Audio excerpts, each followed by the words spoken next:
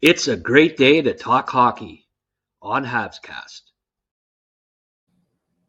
Welcome to HabsCast. I'm your host, Eric Macramalla. I am here with Grant McCagg, former scout for the Montreal Canadiens. HabsCast, of course, is all things Montreal Canadiens. So when you tune in, you know it's all Habs all the time. Grant, welcome back to your podcast.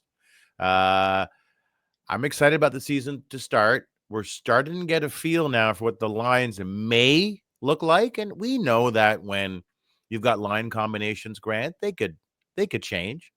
But I want to start with a change that has been made, really, to the second and third line. Remember, we had Laine on the left side, we had Dach on the right side, and Kirby Dach at center. That now at practice has changed. You've got it's Kapanen centering Demidov and Alex Newhook. And then our second line is Kirby Dach centering Zach Bolduc and Patrick Laine. I know you love Kapanen. You've got an I love Kapanen bumper sticker on your car. I get it. I'm sure you're very happy with this. You talked about this early on about Kapanen. But what is your reaction to Kapanen centering Demidov and Newhook if that is indeed one of the lines this season to start the season? Well, I think the most important thing about that is it makes me look good. So I like it a For lot. now, Grant. For now. No, I'm Yeah, kidding. that's right. I mean, he's going to have That's to right. produce, Yeah, right? If he's that's right. playing with Demidov, you have to produce, or the fans won't put up with it, right? You got to be Yeah. you got to get on the score sheet. It But doesn't matter tell us how tell well us why. Like why is Doc off the line? What did Marty St. Louis see through your scout eyes? Because Mhm. those are two pretty experienced eyes. What did St. Louis see such that Doc is down and Kapanen's up? Well, -3 when they played together, right? Uh, Kapanen hasn't been on. Kapanen has played a top two center role in every game so far, and I don't think he's been on. Hasn't been on for an even strength goal against. Mhm. So I think he was worried about them defensively, and that seemed to be, a lot of us kind of thought that that might be the concern, right? To begin with, just Demidov being a rookie, Laine, his defensive effort can come and go, um, and That's then putting Doc. it gently, yes. Yeah. Yes. And Doc's the same thing. Like last year, he struggled out of the gate uh, in his own zone, and I'm not sure that he looked real good. I like the fact that Marty. Uh, it's a meritocracy with Marty. If you're playing well, you'll get rewarded. And Mhm. Newhook and Kapanen, I think, have played well so far.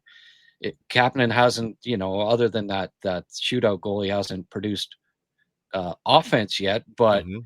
I think the important thing, and I mean, I stressed it from day one. I think with Demidov, you want him not to be as worried about. You want him to be thinking offense, right? He's so creative. He's so skilled. Let Kapanen. You want a defensively responsible center on his line, I think. And Kapanen for me is better away from the puck right now than Doc is, and that's I think a major reason why they're putting the two together. He put them together in rookie camp, and at that point I thought, okay, uh, watch them play. I wouldn't doubt that they play together in the preseason, and they're doing it again. They looked really good in that the Saturday night game against Winnipeg. They each had 3 points. There was chemistry there. I thought that they played well together. I thought they played well together in the preseason, the previous game. So I'm glad that they're going to try it out. And New Hook has been pretty solid in preseason too. I personally think he's better on the wing than at center, and I like this combination also with with the intention to captain and play center on the Mhm. line. So I'm all for it, and I think putting Doc and Line together with Bolduc, who is good defensively, so he helps them in that regard.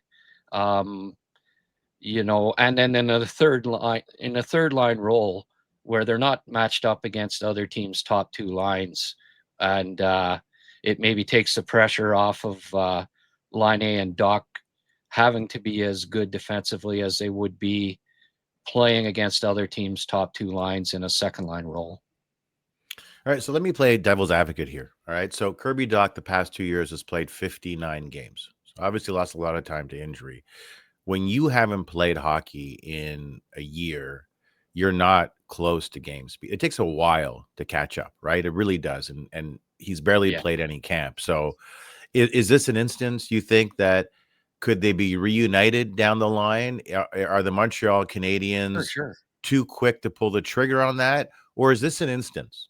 Is the bottom line here that Marty St. Louis wants to get off to a quick start, doesn't want to lose a bunch of games in the first 10, and says that these line combinations now give us the best chance to win now, and that may change later? Oh, for sure. I mean, he's never kept lines for combinations together for any extended period of time. There's always injuries too, and that will factor in.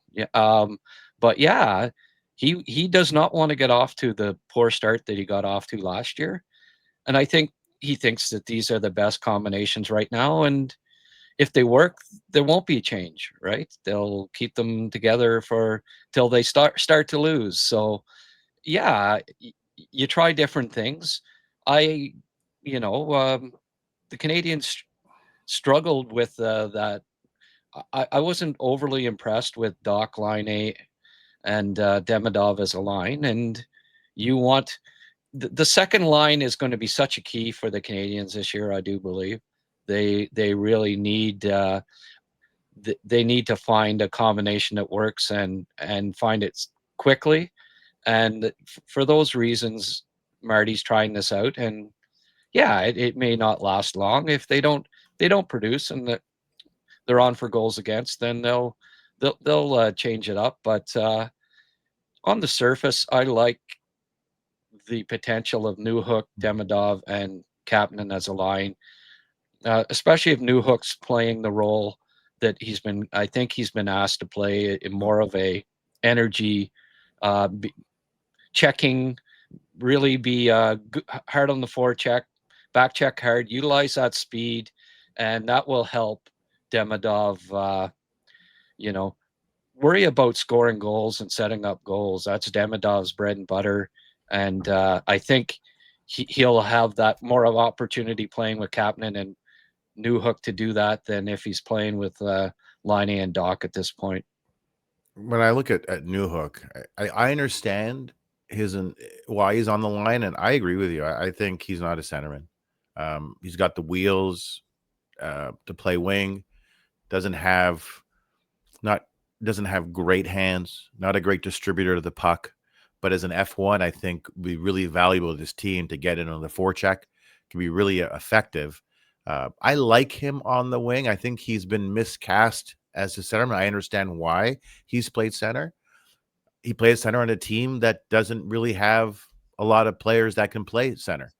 So I understand that. With Patrick Laine on the third line, we'll call it the third line. I put it all in quotes. I mean, Patrick Laine's value is going to be on the power play, right? It's going to be. I could see Demidov and Laine together playing on the power play, both on the half boards, as we saw when they played together, and Demidov made that beautiful pass across to Patrick Laine. But it seems that Patrick Laine, Grant, while he's got a tremendous shot and, of course, a tremendous release, I think as a scout, you help me assess both, right? Like, you can have a great shot, but if you don't have a great release, you don't have a great shot. I remember Jesperi Kotkaniemi, when I watched him play, like, yeah, once he gets the shot off, it's good, but his release is really slow. That was the problem with him. But with Patrick Laine, it seems like he still has some catching up to do insofar as pace of play. So my question for you is this, because I love him as a person and I love him on the power play. Grant, can Patrick Laine, can he get to game speed, or is this just what we're looking at Patrick Laine at his version of game speed? That's the question I think a lot of Habs are wondering, or Habs fans, excuse me. Well, you asked last week about that, his speed, and I thought, it was more of a case of him it looking like he's not going very fast. But I will admit, the last game he did not look as fast, as you'd like him to be. I thought that his legs were better, and I still think he's he's in better shape, and he's skating a little better than we saw at times last year. Like he was definitely slow last year. Mhm. Yeah, I think it's going to take time. It's still preseason, and he missed a pile of time the last 2 years, and just like Dach, it will take a while to get up to his optimum speed. I hope. I would like to see him get a little quicker. There's no doubt about that, and I think it will help his game if and when he does. So for now, both those guys, I'm glad that they're not going to force them to be in a second line role if they just aren't. It doesn't look like they're ready to excel. And right now, that's how it looks. And I'm glad Marty is dialing back on it a bit and saying, okay, let's drop him down a unit. Maybe it inspires them too, right? And say it's kind of a kick in the pants. Two guys, two top three picks, right? That are supposed to be top six players. It's a bit of a kick in the pants to say, get going, guys. That is the voice of Grant McCagg, former scout for the Montreal Canadiens. I'm Eric Macramalla, and this is HabsCast, all things Montreal Canadiens. I do want to get in a moment to Marty St. Louis' evolution as a coach and where you see that is.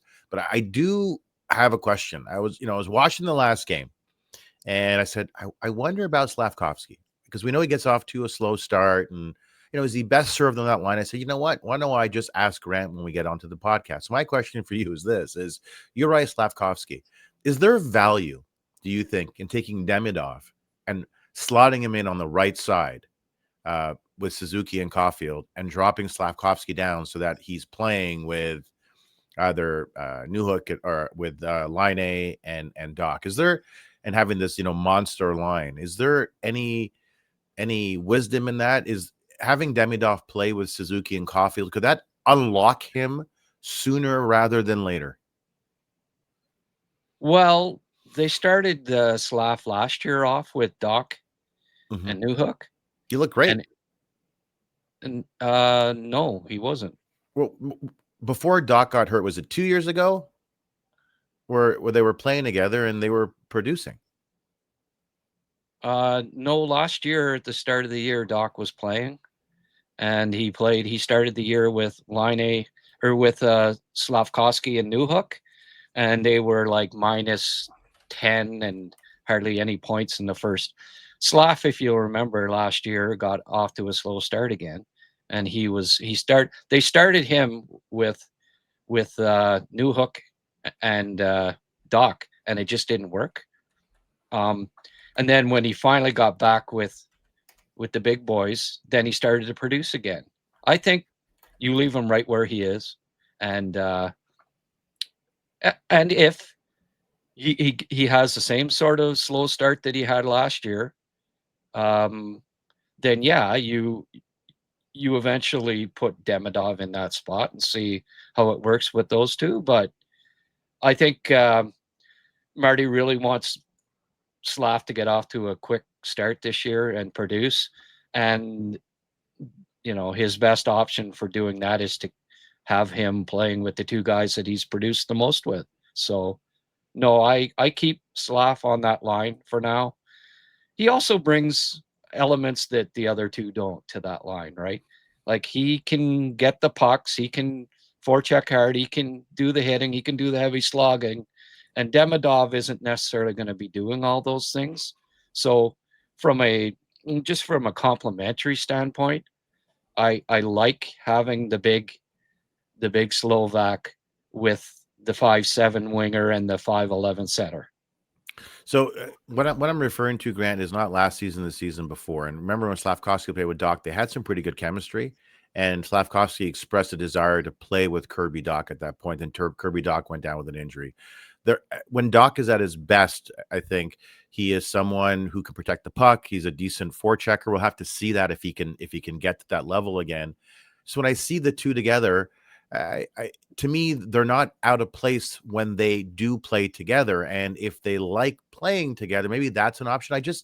I wonder with Demidov, are we going to see him produce at the level that he can playing with Kapanen?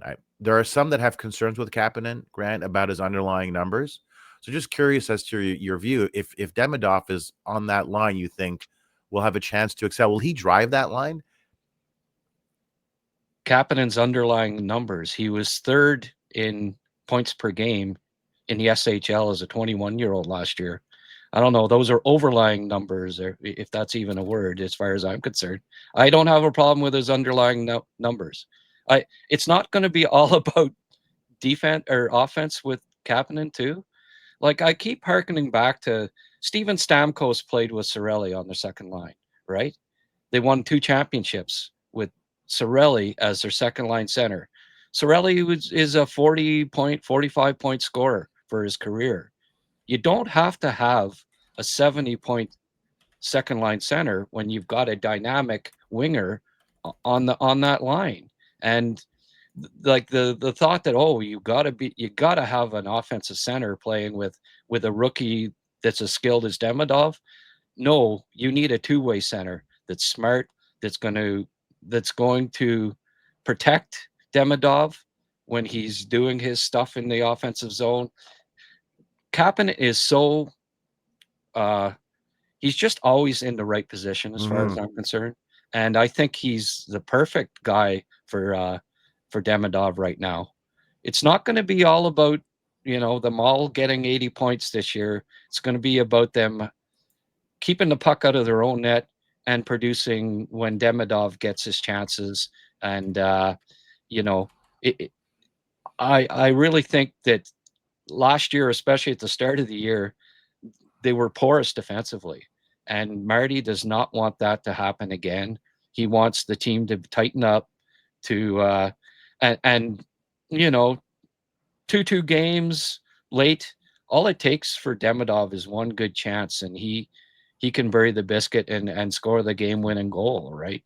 I think Marty wants to win games 3-2, 4-2, as opposed to losing them 6-5 like last year. Well, 7-2, 8-1 sometimes at the start of the year. So I just and as far as Slaf, and he liked playing with Dach, but I think he likes playing with Newhook. And whenever you ask him about where he wants to play, he wants to be on the first line. That's his standard answer. It's been since he was drafted. The night he was drafted, well, I think they need a winger. Caufield and Suzuki need a winger. His preference is to be on that line. And maybe 2 years ago there was some chemistry, but you look at more recent, you look at the more recent time than you do 2 years ago when you're looking at players. Like, when you want to put a line together, you don't say, well, they played well 3 years ago or 5 years ago. You look at what they did last year, and Dach and Slaf did not play. They were terrible together last year. So I would have an issue with those two. I don't think Marty wants to put them together to start the year. Keep that. Again, if things don't work, Eric, they'll switch him up, and Demidov likely goes to the top line at some point. But Marty's not starting out that way, and he hopes that these combinations work, and we'll see soon enough. That's Grant McCagg. I'm Eric Macramalla, and this is HabsCast. Well, Canadians want to get off to a fast start, as do all teams. I guess the good news is out of the first 7 games of the season, the Canadians are playing the Wings, the Blackhawks, Nashville, and the Sabres. So there is a chance for the Canadians. Look at the schedule. Strength of schedule to start the season favors the Montreal Canadiens. They can't blow the start of this season. Right. Let's talk about something that we all love, someone we all love, and that's Laine Hutson. This weekend, he scored a goal on his shot. We were all very excited. It's like, wait a minute, Laine Hutson now has a shot This is incredible because we know that his brother Cole, when I watched him here at the World Juniors in Ottawa, I went to a bunch of games and I saw him play a lot. And he always encouraged fans, if they can, to get to a game in person because you can see players off the puck, all that kind of stuff. The TV view is a bit more limited. I loved everything about Cole Hutson, but I loved his shot. I said, hey, if Laine Hutson had his brother's shot, he'd be the perfect player. Well, now he's got a shot, or he's developing a shot. Is it crazy to say, Grant, that he's going to be even better this season? Oh no, because he spent the entire, I think it was a day that he took off and then he was back on the rink. Like he's just a rink rat through and through. Spent the whole summer, and I talked to his father a few times, and it's just, you know, he just wants to get better. He's going to be better. He wants to get better. He worked on his shot all summer long. You know, I don't know Is how that many right? pucks yeah, he did. I don't know how many pucks he fired, but that was what he worked on probably more than anything else. And, you know, when I asked his dad about, he'd probably like to score a few more goals. He says he doesn't care if he, you know, he gets no goals and 80 assists, but and I'm sorry, he does. He wants to, because he gets good chances, and it's not always, the pass isn't always the best option. It's shoot, right, when you get a good chance, and that's what he did last game. He also, and I think he probably been working on this too, did the kind of fake the pass, you know, to kind of freeze the goalie a bit and then snapped it in.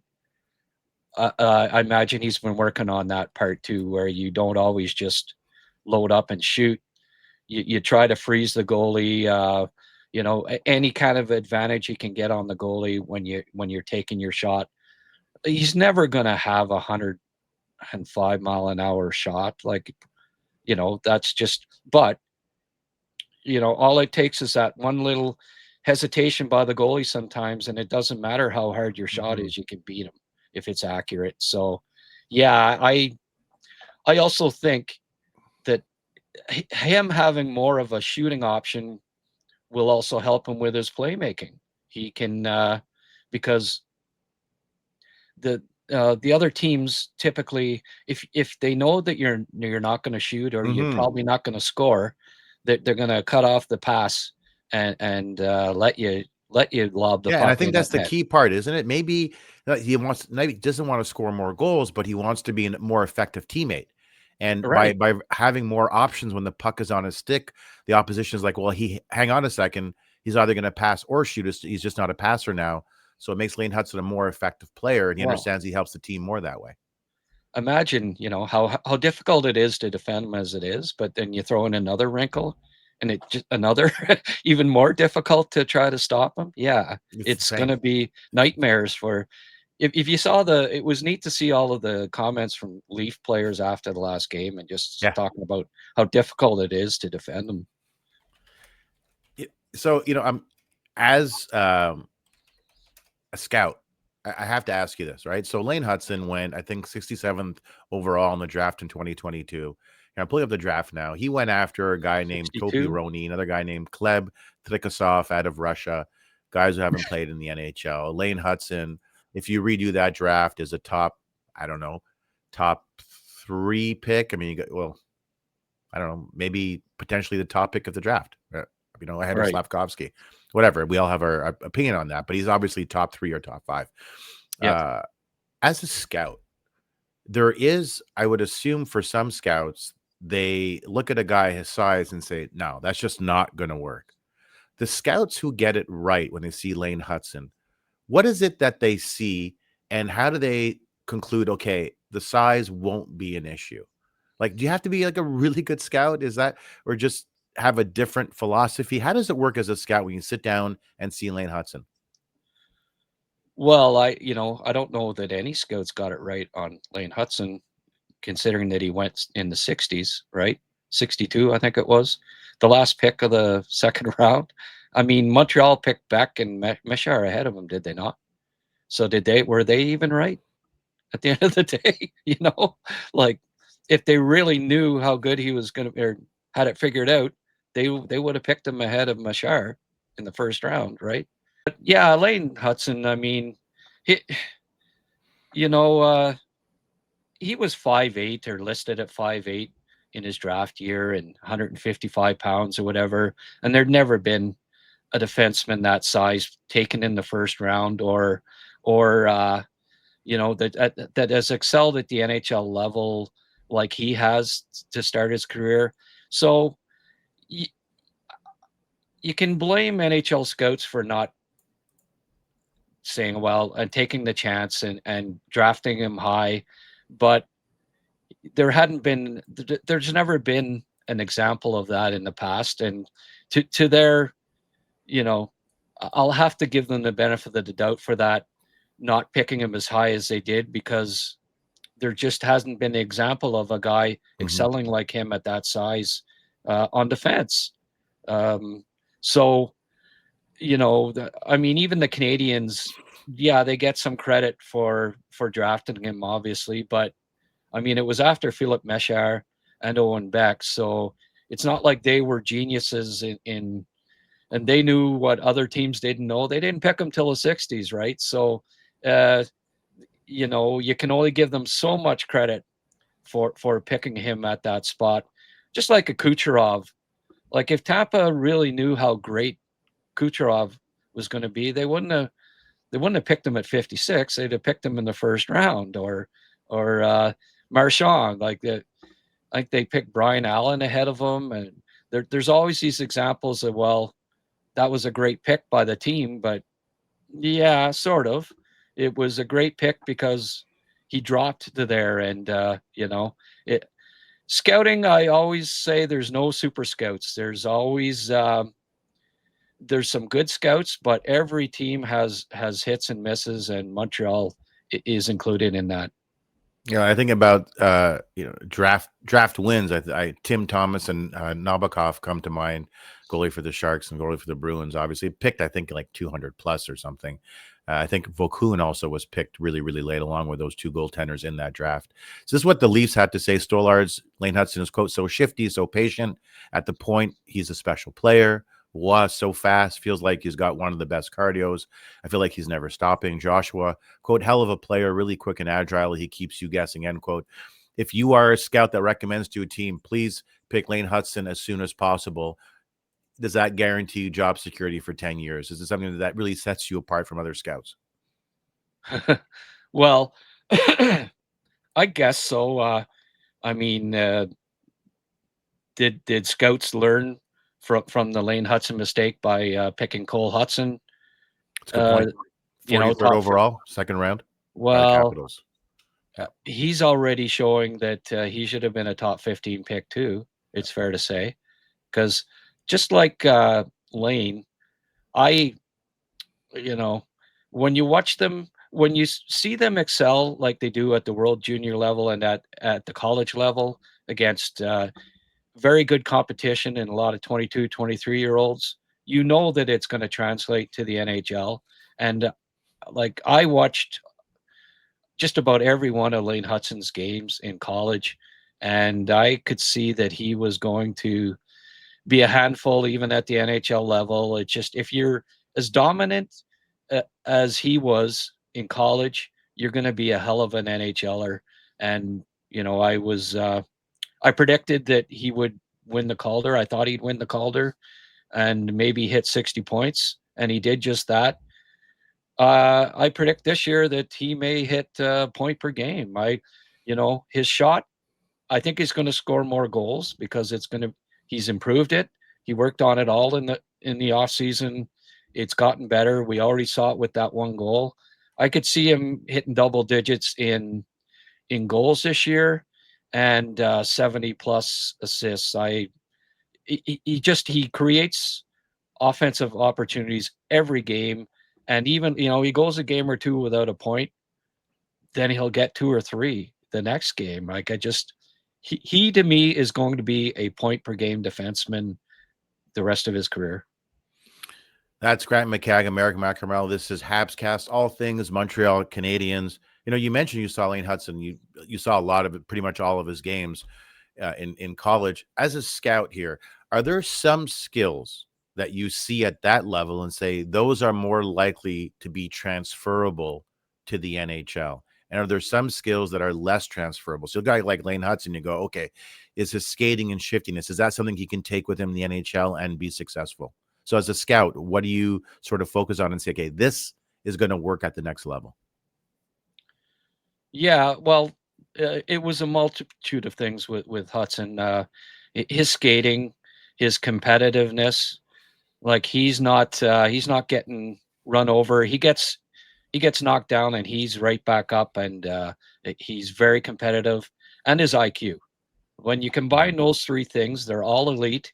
Like it's funny. I've talked to coaches. I've talked to his father. I interviewed them all on podcasts in the past and asked, what's his best trait. One one said his skating. One said his competitiveness. Another said his smarts, his IQ. I think his dad said it's his smarts. And I mean, dad chip off the old block. I guess he's figuring right. Yeah. He's smart like me. No, I just little shut for Rob, but you know, so I think with in Laine's, because of those three things, like if he was just shifty, but didn't have vision, and he wasn't overly competitive, he wouldn't be doing what he's doing at the NHL level. But when you combine all three of those being elite traits, he overcomes his lack of size, with being elite in those three, I think, critical categories. Probably the three most important things in becoming a solid NHLer: compete, IQ, skating. That is Grant McCagg, Macramalla. This is HabsCast, all things Montreal Canadiens. I think what he says, Laine's dad is Ron. Is it Rob or Ron? You were saying Or Rob. Rob. So I'd assume that the NHL execs are sending him notes. Please have more children. We need to have better player. We need to have those types of players in the league. All right. But before I get you out on something fun, we're going to do an over under. I'm going to shoot some questions at you as to where you think some players, how they're going to produce individually this year. I do want to talk Marty St. Louis. I want to talk Marty St. Louis and his evolution as a coach. There was some chatter early on that maybe he was overmatched in some games. He was outcoached. So there was that talk. As someone who watches the game through your lens, through the lens of a scout, what is it that you saw when it came to Marty St. Louis insofar as his evolution as a coach goes? Because when I watch him, I have seen him evolve as a coach. He had no coaching experience at the NHL level. I think he just coached I think it was Pee Wee or whatever that is, U13 or whatever. So he didn't have that experience. But you've seen an evolution. From your standpoint, have you seen Marty St. Louis evolve as a head coach? Absolutely.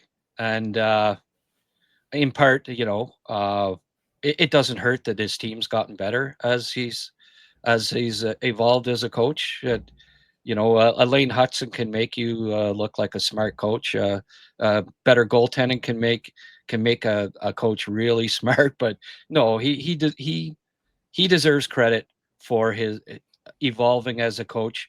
What I like about Marty, you know damn well that he's thinking about doing things better, improving as a coach all the time. He's always thinking about new things. What can I do, differently? What can I do better? He's striving, just like he was as a hockey player. He's striving to be the best that he can be in what he's doing now. When it was a hockey player, you've seen the thighs on him, right? All the trips up and down, running up and down stadium stairs and all that. How hard he worked to become a better player. I think he works just as hard at becoming a better coach. And the proof's in the pudding with the improvement that we've seen in the team. It's not just an improved roster; it's an improved coach. But I also like that he's patient. He's he doesn't mix up the lines period to period like Michel Therrien used to do. He took over the power play last year, and we've seen him evolve. Like even the start of this year, we've seen differences in his approach with that slingshot where it goes back to Suzuki or whoever that carries the puck up. Now there's two guys coming up, and they do the give and go, and they present more options instead of the just Suzuki carrying it up to the blue line, passing it over to Line A being checked, and the puck going back into their own end, which happened so many times last year. Marty obviously spent a lot of time looking at that and think, how can I improve this? And I think that little wrinkle where, Caufield comes up with Suzuki and the two of them come up with the puck, and it's not always just Suzuki carrying it in. I think that's going to help improve the power play immensely as time goes along. I think another example of being thoughtful is last season, the start of the season, he implemented a hybrid defensive scheme, and it didn't get off to a good start. The players were saying basically they were confused. It was too complicated. But Grant, he stayed the course, right? He stayed the course, and the proof is in the hockey pudding, isn't it? Yeah, for sure. Like it was, I don't know if you had commented on it or what you thought at the time, but I certainly, had some doubts when the Canadians got off to that horrific start and were letting in so many goals. And I was wondering, hey, maybe the hybrid's not going to work. Maybe they need to go to a man-to-man or zone, one or the other. But to his credit, he stuck with it. He was patient. He said, no, they just need time to figure it out, right? And it helped when Carrier came in. They needed that other defenseman. I think he helped in a lot of ways, but what it was Marty knew it would work, but it would take time. He was patient with it, and that patience paid off. They were one of the top 3 teams the second half of the year in points. So Grant, they were near the bottom of the league. I think bottom 3 of the league. Yeah. At the start of December. We don't talk enough about that turnaround. That was like borderline St. Louis Blues turnaround when they won the cup that year. The Canadians were at the bottom of the standings. There was no hope apparently. And then they became one of the best teams in the league for a sustained period of time. So they sustained that success long term.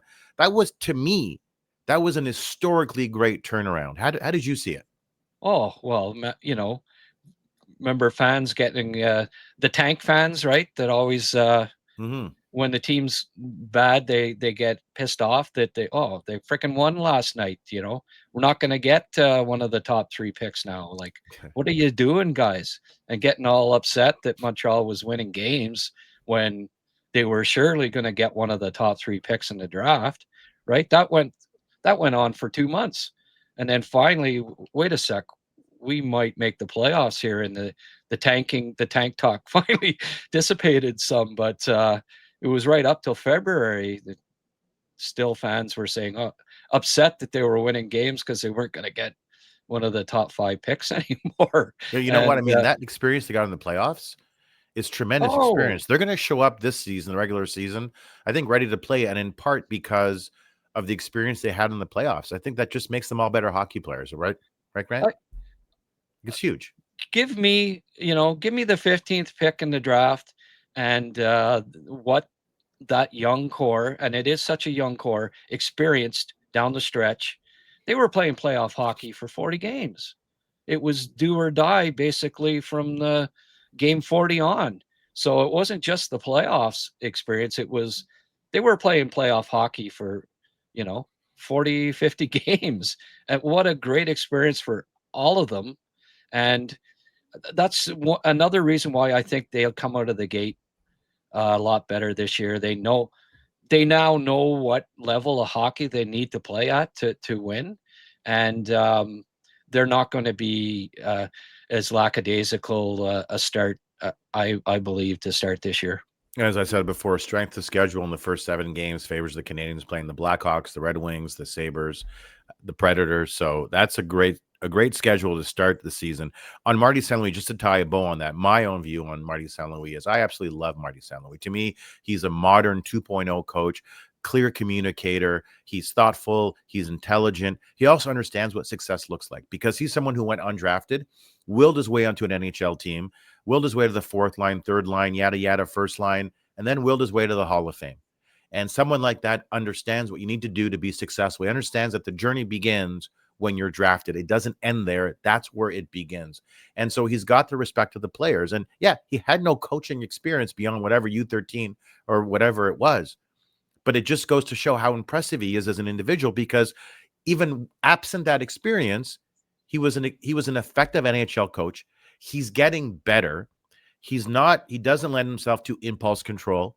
He's thoughtful. He's intelligent, like Houston Gordon as well. They're all sort of birds of the same feather flock.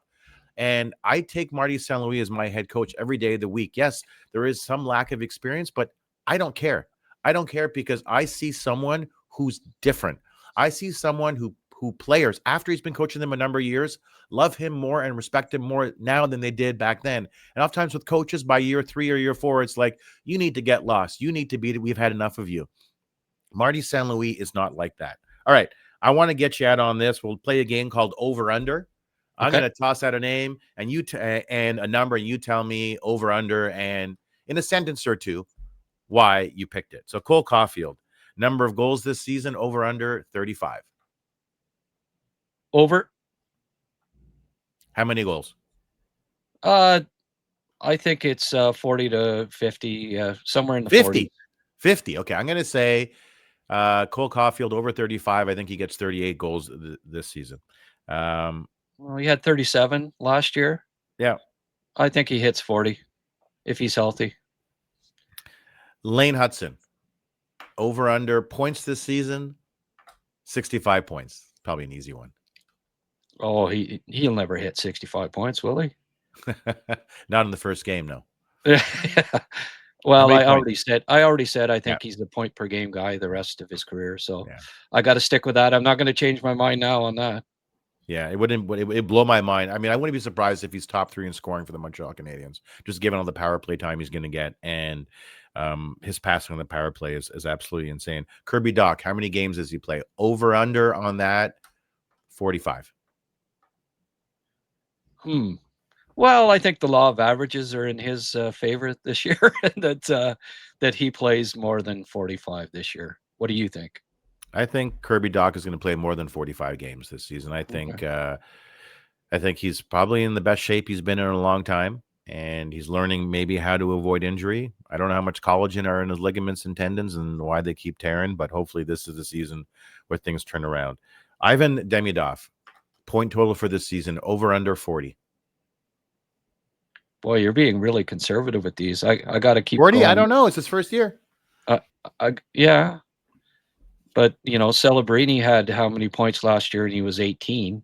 Demidov's, a year older, played a year in the KHL.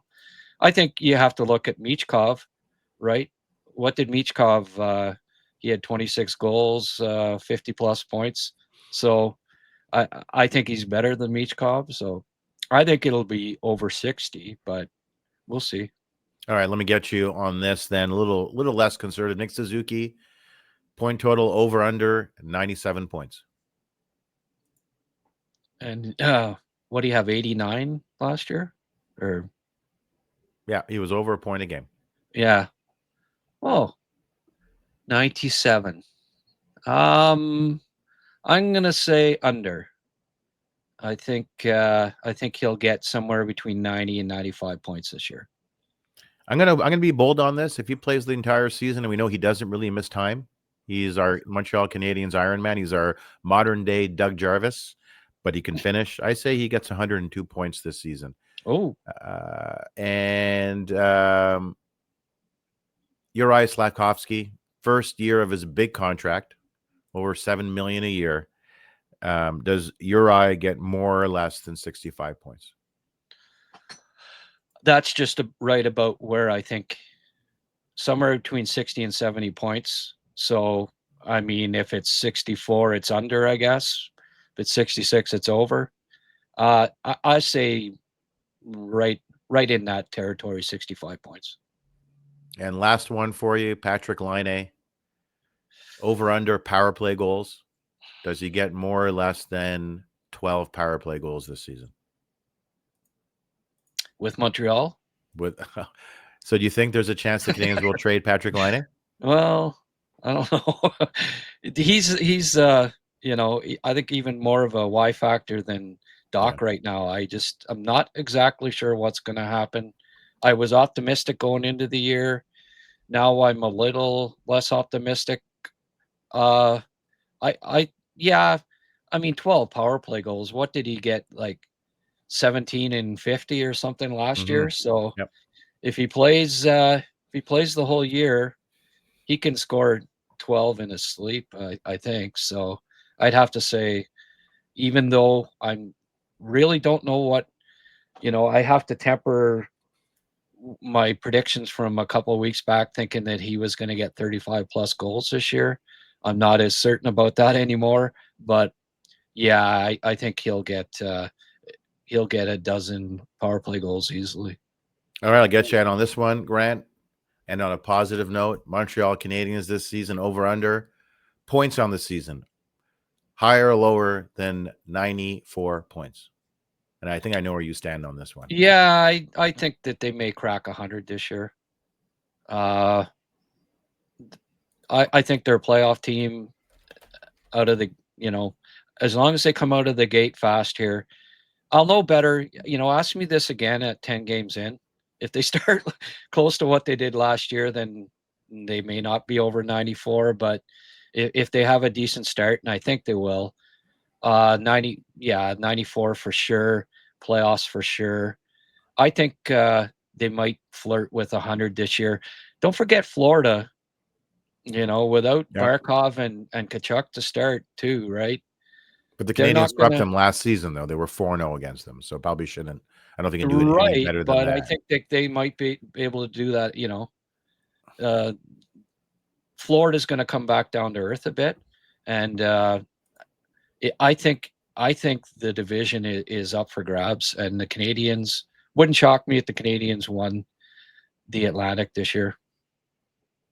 I look at last season, the Canadiens 82 games, they were 40 and 42 if you take into account the overtime losses. They got 91 points. I think this season, the Montreal Canadiens end the season with, we'll say, 97 points. So something close to 100. And a market improvement over last season, but we know at this level, a lot of parity among teams and really health. Health is going to be the big issue for the Montreal Canadiens. And of course, want to mention our sponsor, Bonachere Caves. Yeah, Eganville, Ontario. The leaves in the Ottawa Valley right now, Eric, are just gorgeous. And he's open till they are open until Thanksgiving. So if you want to go on a road trip while go have a beautiful look at the leaves in the Ottawa Valley, come on up to Bonachere Caves, Eganville, Ontario, 613-628-2283. If you have two boys like I do, two young boys, and they're trying to kill each other at home, put them in the car, go to Bonachere Caves, and let them fight in a cave. Everybody wins on that. He's Grant McCagg. I'm Eric Macramalla, and this has been HabsCast, all things Montreal Canadiens. Chat soon.